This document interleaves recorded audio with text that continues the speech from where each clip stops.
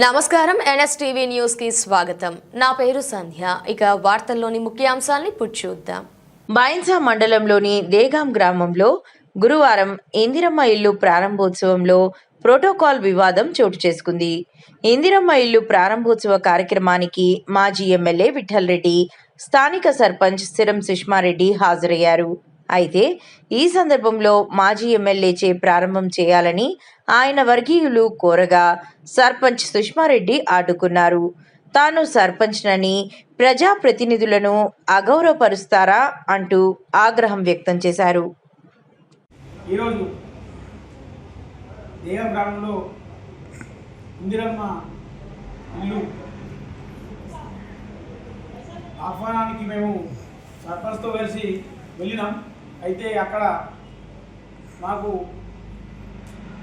మన గ్రామ పంచాయతీ సర్పంచ్, ప్రథమ పౌరులు, మన ఇందిరమ్మ కమిటీ చైర్మన్ గారితో రిబ్బన్ కటింగ్ చేసే సమయంలో మాజీ విఠల్ రెడ్డి ఎమ్మెల్యే గారు, మాజీ ఎమ్మెల్యే విఠల్ రెడ్డి గారు మరియు మాజీ సర్పంచ్ వాళ్ళందరూ వాళ్ళ సహచరులందరూ కలిసి ఒక వార్డు మెంబర్ తోటి కడి ఎత్తిద్దాం, లేకుంటే మీరే కడి అయ్యి, ఆమెకేం హక్కులు ఉన్నాయి, ప్రోటోకాల్ పాటించడం అవసరం ఏమున్నది, ఇన్ని రోజుల నుంచి వాళ్ళు రాజకీయం చేసిరు, మరి ప్రోటోకాల్ అంటే ఏందో వాళ్ళకి ఏం తెలుసో తెలియదు. కానీ ఇప్పుడు ఆహ్వానించి మాకు రిబ్బన్ కటింగ్ చేసే టైంలో వాళ్ళే కట్టి చేసి అట్లా చేసిరు.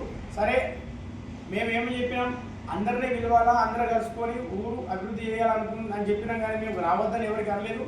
వాళ్ళు మేము ఇంకోసారి రాము, మీరు ఇట్లా చేస్తున్నారు అని చెప్తే కూడా మంచిది కాదు. మేము వచ్చి ఇక్కడ సర్పంచ్ గారికి గౌరవం ఇచ్చి మీరు కూడా మాత్రం కలిసి మేము అభ్యంతరం ఏమి తెలియలేకుంటే, కాకపోతే మీరు మాకు ఒక మహిళా సర్పంచ్కి అవమానపరిచినందుకు మాకు చాలా బాధగా ఉంది.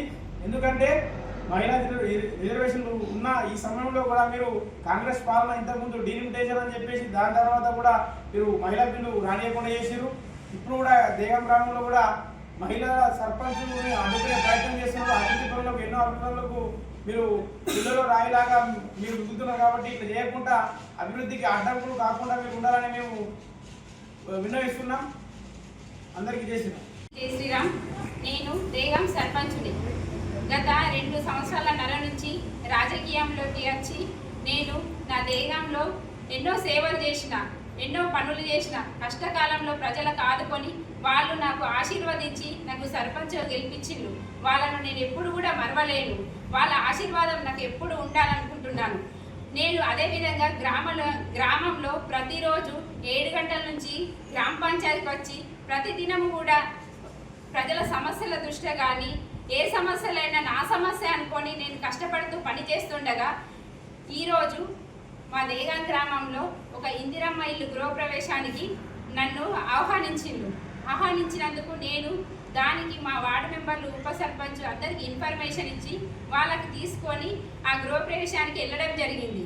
అక్కడ మాజీ ఎమ్మెల్యే గారు వచ్చి విఠల్ రెడ్డి గారు రాజ్యాంగబద్ధంగా అసలు సర్పంచుకున్న హక్కులు కూడా తెలవేమో, ఆయనకు ఎన్నో సంవత్సరాల నుంచి రాజకీయం చేసి ఒక లా చదివి ఒక మహిళా సర్పంచుకున్న రాజ్యాంగం తెలుసుకొని కూడా ఆమె హక్కులను కూడా తెలియకుండా మాట్లాడడం జరిగింది.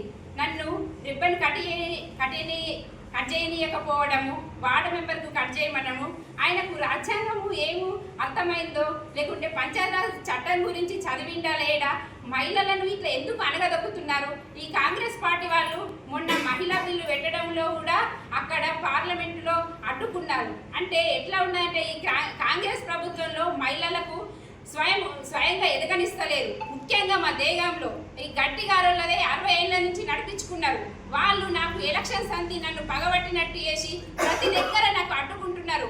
ఏ అభివృద్ధి పనిలో కానీ వేరే వాళ్ళతో ఫోన్లు చేసి టార్చర్లు చేయడము. నాకు ఇప్పుడు గనక ఇట్లా టార్చర్లు చేసి నాకేమైనా కూడా నేను ఊరుకోను.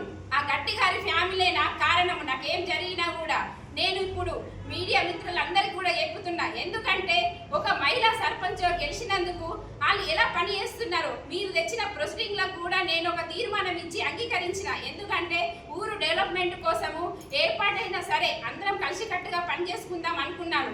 కానీ నాకు ప్రోటోకాల్ కూడా లేకుండా నన్ను కట్టేయకపోవడము మాజీ ఎమ్మెల్యే గారికి ఎంత ఎంతవరకు న్యాయమో ఆయననే తెలుసుకొని ఇది ఎందుకు ఇలా చేస్తున్నారు మీరు మీ సొంత గ్రామంలోనే మీకు ప్రజలు పక్కన పెట్టిళ్ళు మీరు కొద్దిగా రెస్ట్ తీసుకొని ఉంటే బెటర్ ఉంటుంది అందరూ కూడా ఎన్నుకున్న వాళ్ళు ముందుకు రావాలా వాళ్ళు కూడా పనితీరు చూడండి కదా మీరు ఏదైనా తప్పులుంటే చెప్పండి పెద్దలు మేము గౌరవిస్తాము కానీ ప్రతి పనిలో అడ్డంకు రావడము మహిళలు పనులు చేస్తే మీరు సహించలేకపోతున్నారు మీ రాజ్యమే ఎన్ని రోజులు నడవాలా మీ అధికారమే దేశంలో ఎంతవరకు ఉండాలా మీరు మేము గెలిచి 4 నెలలు కాదు ఎన్ని టార్చర్లు చేపిస్తున్నారు ఏమైనా నేను ఇప్పటి వరకు ఊరుకునేది లేదు ఇప్పుడు కూడా ఊరుకోడు ఖచ్చితంగా నాకు ఏం జరిగినా కూడా మీ ఫ్యామిలీ నాకు కారణం కాబట్టి నేను మీకు హెచ్చరిస్తున్నా ఇంకోసారి మీరు రాజ్యాంగాన్ని మా పంచాయతీ చట్టాన్ని తెలుసుకొని ఇందిరమ్మ కమిటీకి చైర్మన్ ఎవరు స్వయాన ముఖ్యమంత్రి మినిస్టరు ఎన్నో అసెంబ్లీలో కూడా మాట్లాడారు